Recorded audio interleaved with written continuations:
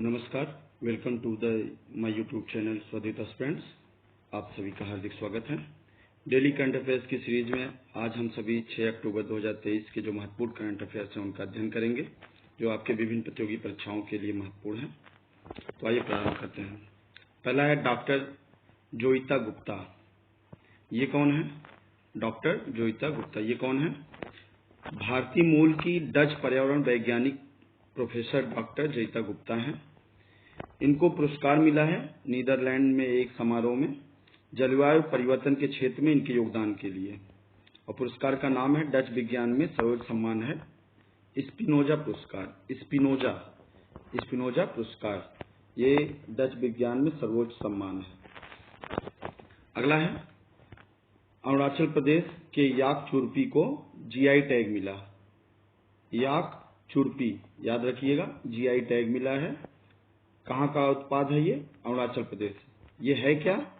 याक, वही Y for याक वाला याक। याक के दूध से तैयार होने वाला एक प्राकृतिक रूप से किण्वित पनीर है। इसको भौगोलिक संकेत जीआई टैग, जियोग्राफिकल इंडिकेशन वाला टैग मिला है, और ये प्रोटीन से भरपूर होता है। चुरपी राज्य के कठोर वनस्पति विहीन ठंडे और पहाड़ी क्षेत्रों में आदिवासी याक चरवाहों के लिए महत्वपूर्ण है।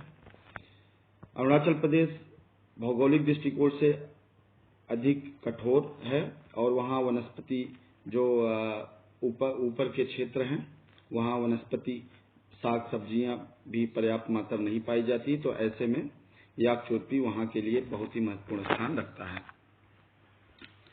अगला है बाल साहित्य सम्मान, बाल साहित्य पुरस्कार 2023। बाल साहित्य पुरस्कार 2023 किसे प्राप्त हुआ है? दिलीप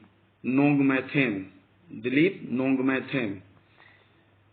इनकी पुस्तक है इबेम्मा अमासुंग नगाबेम्मा। ये कहानी संग्रह है जो कि मणिपुरी भाषा में है, और मणिपुरी भाषा में ही इनको बाल साहित्य पुरस्कार 2023 दिया गया है। बाल साहित्य पुरस्कार 2023 दिया गया है। अगला है G20 पार्लियामेंट स्पीकर समिट।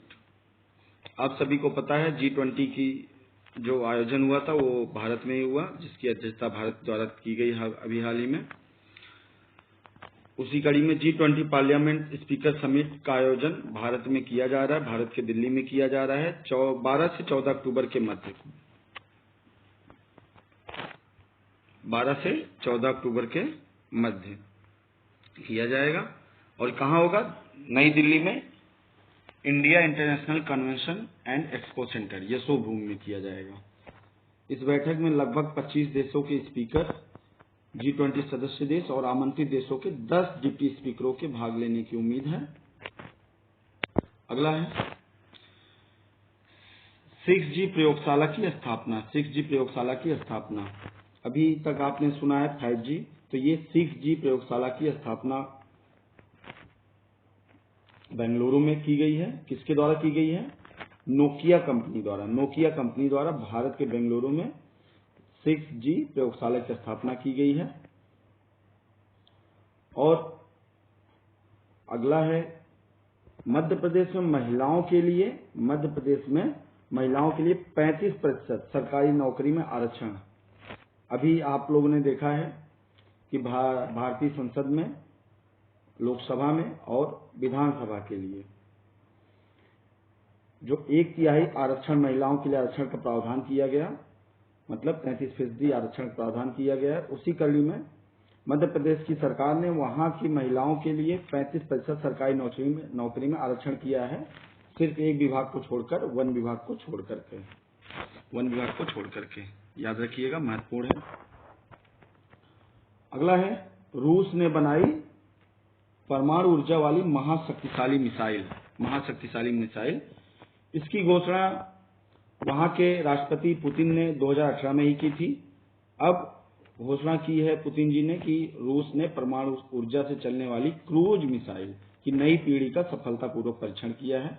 ये परमाणु बेस्ड है, महत्वपूर्ण है, याद रखिएगा। अगला है के एन शांत कुमार। KN शांत कुमार। ये क्यों चर्चित रहे हैं? इनको press trust of India PTI का नया चेयरमैन नियुक्त किया गया है। PTI का नया चेयरमैन नियुक्त किया गया है, 1 साल के लिए इस पद पर रहेंगे। और शांत Kumar the printers Mysore private limited से संबंधित हैं। अगला है, बहुत ही महत्वपूर्ण है, याद रखिएगा। भारत सरकार द्वारा राष्ट्रीय हल्दी बोर्ड की स्थापना की गई। राष्ट्रीय हल्दी बोर्ड, और इसका उद्देश्य क्या है? जैसा कि भारत जो है विश्व में हल्दी का सबसे बड़ा उत्पादक, सबसे बड़ा उपभोक्ता और सबसे बड़ा निर्यातक है। वैश्विक हल्दी का लगभग 75% उत्पादन भारत में होता है। तो राष्ट्रीय हल्दी बोर्ड की स्थापना का उद्देश्य देश के भीतर हल्दी उद्योग के विकास और विस्तार में वृद्धि करना है। राष्ट्रीय हल्दी बोर्ड से भारत में मसाला बाजार को विकसित करने और विस्तारित करने में मदद मिलने की उम्मीद है। हल्दी के विश्व व्यापार में भारत की 62% से अधिक हिस्सेदारी है। अगर बात करें हल्दी के उत्पादन की, तो सबसे बड़े उत्पादक राज्य जो है वो महाराष्ट्र है, उसके बाद तेलंगाना, उसके बाद कर्नाटक, फिर तमिलनाडु का नंबर आता है।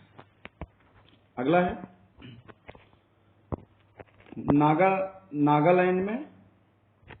नागालैंड की एक नदी है मीलक नदी। क्या है? मीलक नदी। उसमें एक नई मछली की नई प्रजाति का खोज किया गया है। शोधकर्ताओं ने नागालैंड की मीलक नदी में एक पूर्व अज्ञात मछली, जिसका अभी तक जो है जिसके बारे में बहुत ज्ञात नहीं था, उसकी प्रजाति की खोज की है, जिसका नाम रखा गया है बादिस लीमाकुमी। याद रखिएगा।